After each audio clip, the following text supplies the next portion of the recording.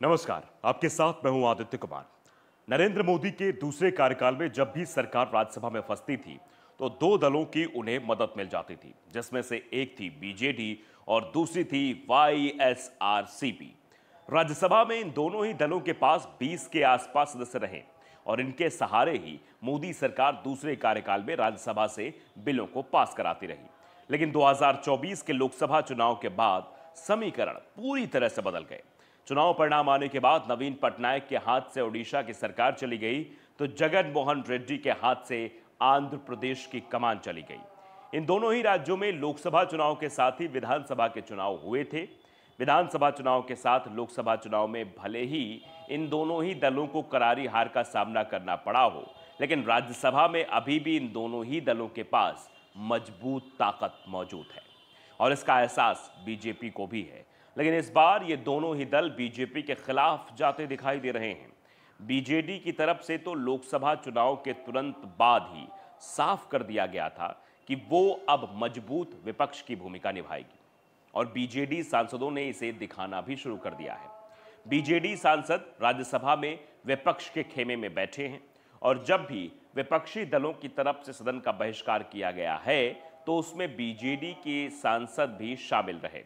लेकिन अब तक वाईएसआरसीपी की तरफ से मोदी सरकार को समर्थन दिए जाने के संकेत मिल रहे थे, लेकिन अब जो हालात दिखाई दे रहे हैं वो ये हैं कि वाईएसआरसीपी भी मोदी सरकार से दूर जाती दिखाई दे रही है।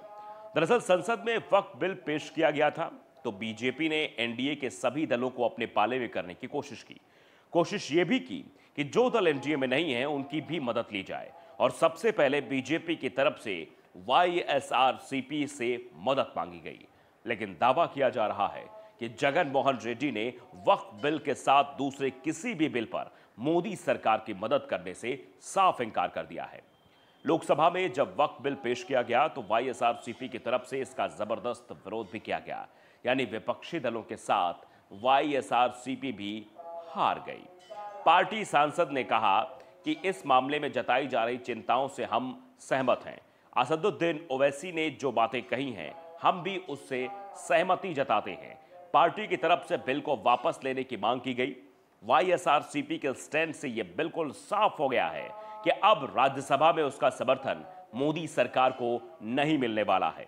वाईएसआरसीपी के राज्यसभा में 9 सांसद हैं जबकि बीजेडी के 11 सांसद हैं। दावा किया जा रहा है कि जगन मोहन रेड्डी की तरफ से अब इस बात के संकेत दिए जा रहे हैं कि जल्द ही उनकी पार्टी इंडिया गठबंधन का हिस्सा भी बन सकती है।